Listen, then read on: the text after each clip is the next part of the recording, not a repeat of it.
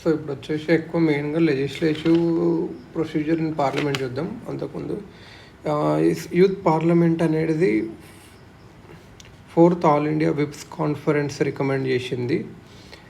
Objectives ఏంటంటే younger జనరేషన్స్కి తెలియడానికి to అక్వెంట్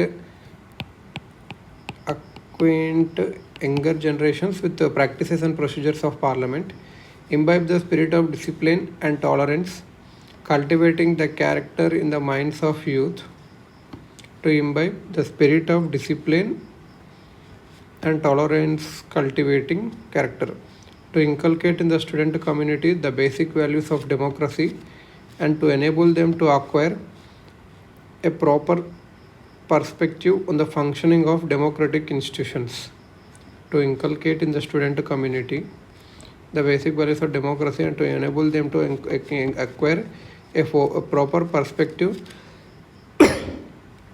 on the functioning of democratic institutions. Ministry of Parliament Affairs provides necessary training and encouragement to the states in introducing the scheme. ఇప్పుడు legislative procedure చూసుకుంటే రెండు హౌసెస్లో సేమే ఉంటుంది. ఏ bill అయినా సరే ఈ స్టేజ్లో సేమ్ స్టేజెస్లోనే పాస్ అవ్వాలి, లోక్సభ అయినా రాజ్యసభ అయినా.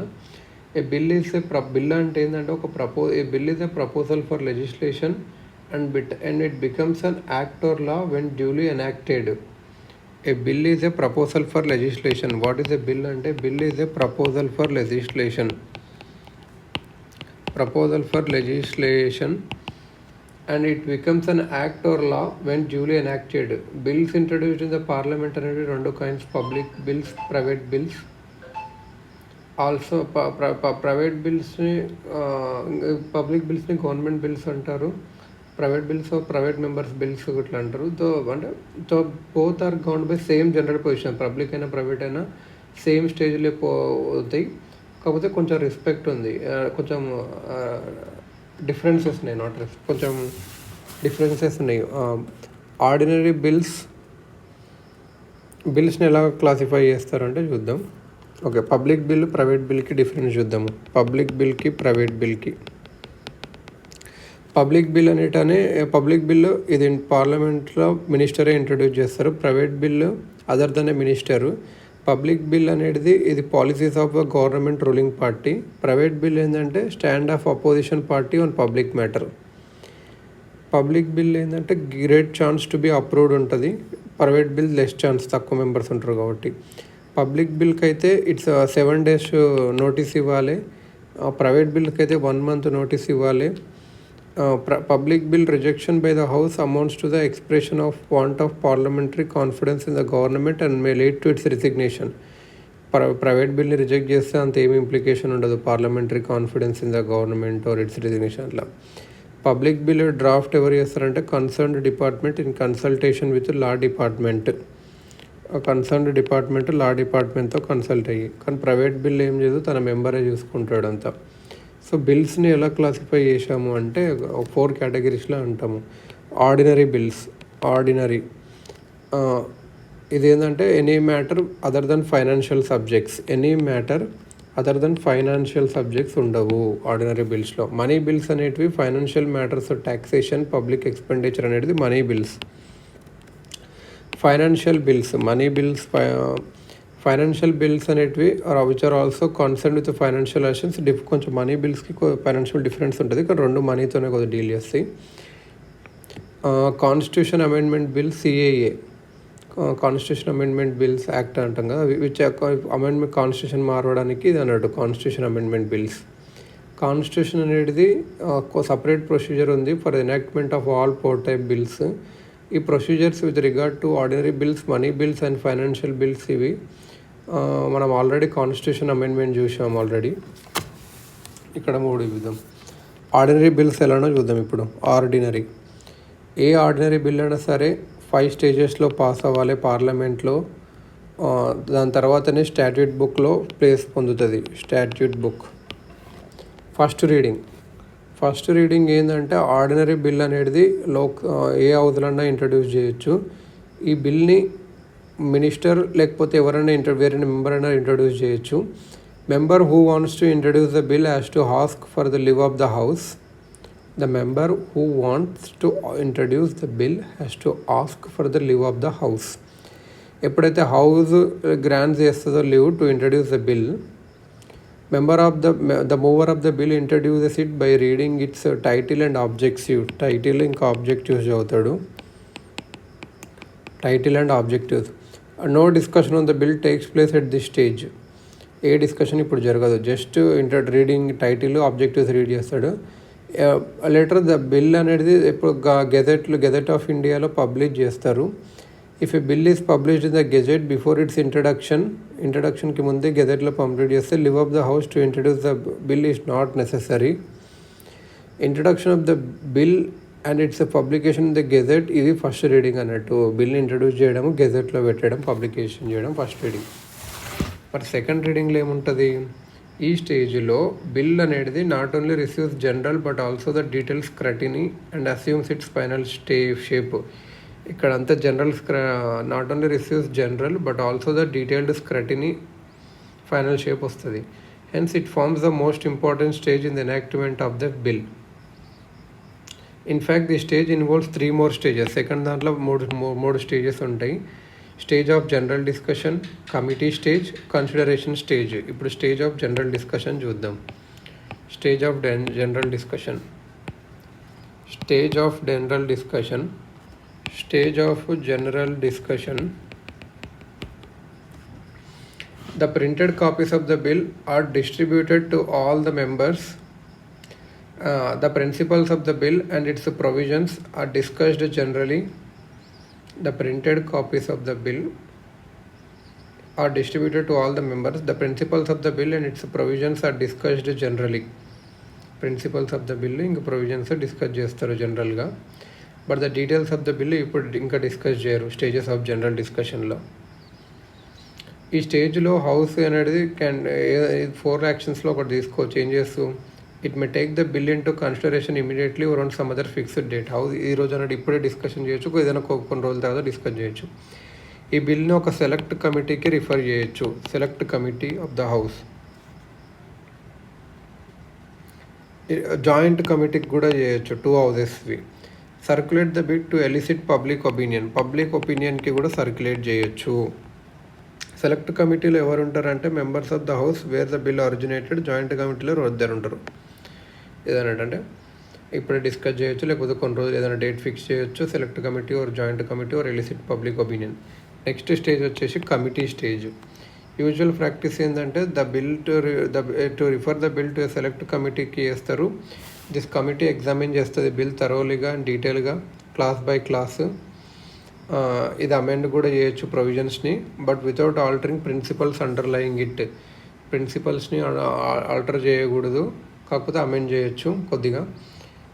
After completing the scrutiny and discussion. Scrutiny ఇంకా డిస్కషన్ కంప్లీట్ అయ్యాక the committee reports the bill back to the house. ఆ కమిటీ మళ్ళీ హౌస్కి చెప్తుంది. ఇక్కడ consideration stage. House bill receive చేసుకున్నాక సెలెక్ట్ కమిటీ నుంచి consider the provisions of the bill class by class చూస్తుంది. ఈచ్ క్లాస్ని డిస్కస్ చేస్తారు, సపరేట్గా ఓట్ చేస్తారు. ఇక్కడ మెంబర్స్ అమెండ్మెంట్స్ కూడా మూవ్ చేయొచ్చు. యాక్సెప్ట్ చేసేస్తే అమెండ్మెంట్స్ అనేవి బిల్లో పార్ట్ అయిపోతాయి ఇదన్నట్టు. సో సెకండ్ రీడింగ్లో ఏముంటాయి? Stages of general discussion, committee stage, consideration stage. Consideration stage ఇదన్నట్టు. Third reading. ఈ స్టేజ్లో debate is confined to the acceptance or rejection of the bill as a whole. At this stage the debate is confined to the acceptance or rejection of the bill as a whole.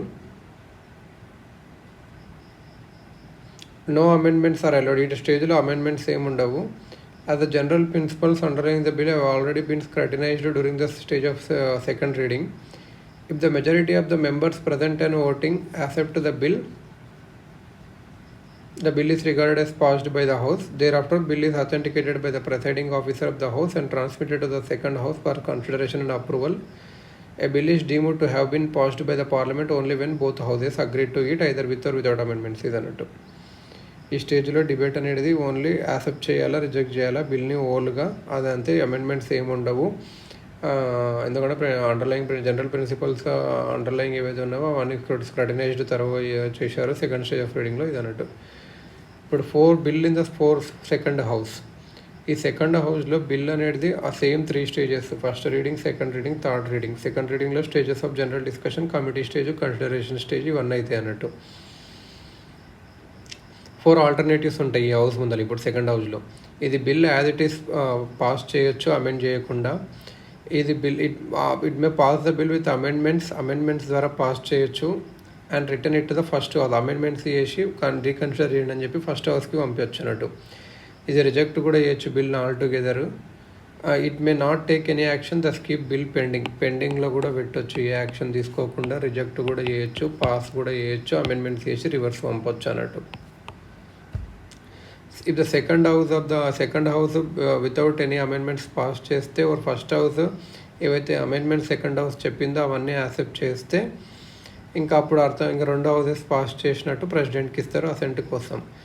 The first house reject చేసింది అనుకో అమెండ్మెంట్స్ని, ఏదైతే second house చెప్పింది అనుకో, or the second house rejects the bill together చేసింది అనుకో, second house bill reject చేసింది అనుకో all టుగెదర్గా, సెకండ్ హౌస్ ఏ యాక్షన్ తీసుకోకపోతే 6 మంత్స్కి సెకండ్ హౌస్ ఏ యాక్షన్ తీసుకోకుండా ఉంటే డెడ్ లాక్ అనేది వచ్చింది అన్నట్టు. ఈ డెడ్ లాక్ కోసం ప్రెసిడెంట్ అనేది జాయింట్ సిట్టింగ్ ఇది కలిసి కూర్చోండి అని చెప్తాడు. అప్పుడు majority of the members present and voting in the joint sitting, majority of the members present ఇంకా ఓటింగ్ అండ్ జాయింట్ సిట్టింగ్లో ఉన్న వాళ్ళు అప్రూవ్ చేస్తే బిల్ అనేది ఇంకా పాస్ అయినట్టే ఇదన్నట్టు. అంటే సెకండ్ వాళ్ళు అమెండ్మెంట్స్ పాస్ చేసి ఫస్ట్ వాళ్ళు యాక్సెప్ట్ చేయకున్నా, లేకపోతే సెకండ్ వాళ్ళు రిజెక్ట్ చేసినా, సెకండ్ వాళ్ళు అలానే 6 మంత్స్ పెట్టుకున్నా అప్పుడు జాయింట్ సెట్టింగ్ అన్నట్టు. అసెంట్ ఆఫ్ ద ప్రెసిడెంట్, ఏ బిల్ అయినా సరే హౌసెస్ ఆఫ్ పార్లమెంట్ పాస్ చేసినాక ప్రెసిడెంట్కి ఇస్తారు అసెంట్ కోసం. ప్రెసిడెంట్ కింద ఇక్కడ 3 ఆల్టర్నేటివ్స్ ఉంటాయి. ప్రెసిడెంట్ అసెంట్ ఇవ్వచ్చు, అసెంట్ని విత్ హోల్డ్ చేయొచ్చు, రీకన్సిడర్ చేయండి అని చెప్పి మళ్ళీ పంపించవచ్చు. ప్రెసిడెంట్ అసెంట్ ఇస్తే ఆ బిల్లు ఇంకా యాక్ట్ అవుతుంది, స్టాట్యూట్ బుక్లో పెడతారు. ప్రెసిడెంట్ విత్ హోల్డ్ చేస్తే it ends and does not become an act అవ్వదు. ప్రెసిడెంట్ రిటర్న్ చేసిన అనుకో రీకన్సిడరేషన్కి, దాన్ని మళ్ళీ రీకన్సిడర్కి పంపించినా కూడా మళ్ళీ వితౌట్ ఎనీ చేంజెస్ పంపిస్తారు అనుకో, ప్రెసిడెంట్ అప్పుడు అప్రూవల్ ఇవ్వాల్సిందే. President enjoys only a suspensive veto మాత్రమే ఉంటుంది ప్రెసిడెంట్కి అన్నట్టు. ఇప్పుడు వచ్చేసి money bills. Article 110 of the constitution అనేది deals with definition of money bills. ఇది ఏంటంటే bill is deemed to a money bill if it contains only provisions dealing with all or any of the following matters. Money bill అనాలంటే ఇది ఏ article ఉంటుంది? 110 article. ఇది దేనిలో అంటే imposition, abolition, remission, alteration or regulation of any tax అన్నట్టు. Imposition, abolition, remission, alteration or regulation of any tax. Regulation of the borrowing of money by union government, అప్పులు తీసుకోవడం అది ఎట్లా వస్తుంది దాన్ని రెగ్యులేట్ చేసిన money bill. Custody of the consolidated fund of India or the contingency fund of India, the payment of monies into or withdrawal of money from any such fund, consolidated fund of India, contingency fund of India కి సంబంధించింది ఏదైనా సరే. The appropriation of money out of the consolidated fund of India, appropriation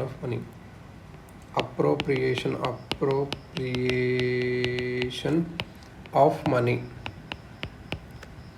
out of the consolidated fund of India. Declaration of any expenditure charged on the consolidated fund of India or increasing the amount of any such expenditure.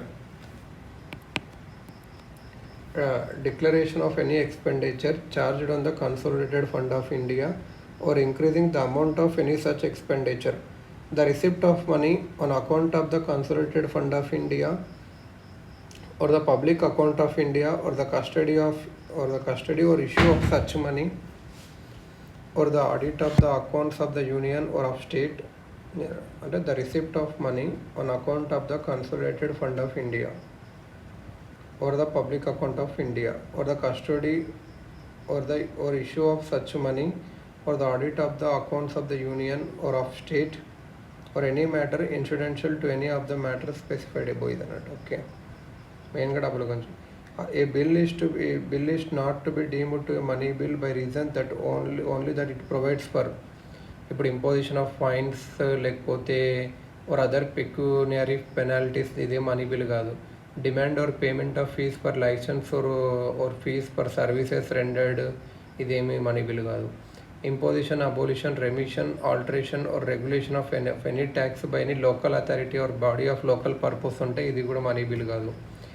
ఇప్పుడు ఏదైనా doubt ఉందనుకో ఇది money బిల్లో కాదు, decision of స్పీకరే final. ఈ decision ఇంకెక్కడ కోర్టులో కూడా అడగాల్సిన అవసరం అడగరు. In either house of parliament or even the president కూడా అడగలేరు. ఎప్పుడైతే ఒక మనీ బిల్ రాజ్యసభకు ట్రాన్స్మిట్ చేశారో for its recommendation and present to the president for assent ఇచ్చారనుకో స్పీకర్ ఎండోర్స్ చేస్తాడు ఇది మనీ బిల్ అని చెప్పి.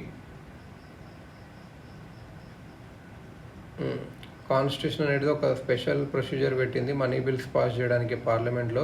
మనీ బిల్ అనేది లోక్సభలో మాత్రమే ఇంట్రడ్యూస్ చేయాలి, అది కూడా ప్రెసిడెంట్ ఒక రికమెండేషన్తోనే చేయాలి. Every such bill is considered to be government bill. ఇది గవర్నమెంట్ బిల్ అంటారు. సో మనీ బిల్ ఇంట్రడ్యూస్ చేసేది ఎవరు? మినిస్టరే. మనీ బిల్ లోక్సభలో పాస్ అయినాక రాజ్యసభకు పాస్ చేస్తారు. రాజ్యసభలో తక్కువ పవర్స్ ఉంటాయి చాలా మనీ బిల్స్లో. ఇది రిజెక్ట్ అని చేయొచ్చు, amend or it can not. ఇది రిజెక్ట్ చేయలేదు, అమెండ్ కూడా చేయలేదు. ఇది ఓన్లీ రికమెండేషన్స్ చేయలేదు, అమెండ్ చేయలేదు, రిజెక్ట్ చేయలేదు. ఓన్లీ రికమెండ్ మాత్రమే చేయగలదు. ఈ బిల్లుని లోక్సభకు వితిన్ 14 days రిటర్న్ చేయాలి, with or without recommendations. Rajya Sabha 14 daysలో చేయాలి, కానీ రికమెండేషన్స్ చేయాలి, అమెండ్మెంట్ చేయకూడదు. Lok Sabha can either accept or reject all. Lok Sabha decision వాళ్ళు చెప్పిన రికమెండేషన్స్ అన్నీ యాక్సెప్ట్ చేయొచ్చు, రిజెక్ట్ చేయొచ్చు, ఏమైనా చేయొచ్చు. లోక్సభ కానీ ఏదైనా రికమెండేషన్ యాక్సెప్ట్ చేసింది అనుకో ఇంకా బిల్లు పాస్ అయినట్టే అనుకోవచ్చు ఇన్ మాడిఫైడ్ ఫామ్లో. లోక్సభ యాక్సెప్ట్ చేయకపోతే సరే కూడా పాస్ అయినట్టే అనుకోవచ్చు ఒరిజినల్ ఫామ్లో. రాజ్యసభ 14 daysలో రిటర్న్ చేయకపోతే బిల్లు ఇంకా పాస్ అయినట్టే అనుకోవచ్చు ఇన్ ద ఒరిజినల్ ఫామ్లోనే. సో లోక్సభకు చాలా ఎక్కువ పవర్స్ ఉన్నాయి రాజ్యసభ కన్నా మనీ బిల్లో. ఆన్ అదర్ హ్యాండ్ ఈ ఆర్డినరీ బిల్లో మాత్రం 2 హౌసెస్కి సేమ్ బిల్ ఉంది. Finally when a money bill is presented to the president తన అసెంట్ ఇవ్వచ్చు, విత్ హోల్డ్ చేయొచ్చు, కానీ రిటర్న్ మాత్రం రిటర్న్ చేయలేడు మనీ బిల్ని ప్రెసిడెంట్ జనరల్గా అసెంట్ ఇస్తారు, ఎందుకంటే తన పర్మిషన్ తీసుకొని ఇంట్రడ్యూస్ చేశారు కదా ఇదని. సో ఇలాంటి ఇప్పుడు ఒకసారి ఆర్డినరీ బిల్కి మనీ బిల్కి ఒకసారి డిఫరెంట్ చూస్తే, ఆర్డినరీ బిల్ అయితే లోక్సభ రాజ్యసభలో చెప్పొచ్చు, మనీ బిల్ మాత్రం లోక్సభలోనే చెప్పొచ్చు. మనీ బిల్ ఓన్లీ మినిస్టర్ చెప్పొచ్చు, ఆర్డినరీ బిల్ అయితే మినిస్టర్ అన్న ప్రైవేట్ మెంబర్ అన్న. ఆర్డినరీ బిల్ అయితే it is introduced without recommendation of president ఏం అవసరం లేదు, మనీ బిల్కి మాత్రం ప్రెసిడెంట్ రికమెండేషన్ కావాలి. ఆర్డినరీ బిల్ని రిజెక్ట్ చేయొచ్చు, అమెండ్ చేయొచ్చు రాజ్యసభ, కానీ మనీ బిల్లో ఏం చేయలేదు, జస్ట్ రికమెండేషన్ చేయాలి అంతే. అది కూడా 14 daysలోనే పంపించాలి ఇది అన్నట్టు. ఆర్డినరీ బిల్ అయితే 6 months వరకు లోక్సభ పెట్టుకోవచ్చు, కానీ మనీ బిల్ అయితే 14 days పెట్టుకోవచ్చు. ఆర్డినరీ బిల్ని రిజెక్ట్ చేయొచ్చు, అప్రూవ్ చేయొచ్చు, రిటర్న్ చేయొచ్చు ప్రెసిడెంట్, కానీ మనీ బిల్ని మాత్రం అప్రూవ్ చేయకూడదు. కానీ it can be rejected or approved but cannot be return అయితే చేయలేడు, మనీ బిల్ని రిటర్న్ చేయలేడు ఇదన్నట్టు.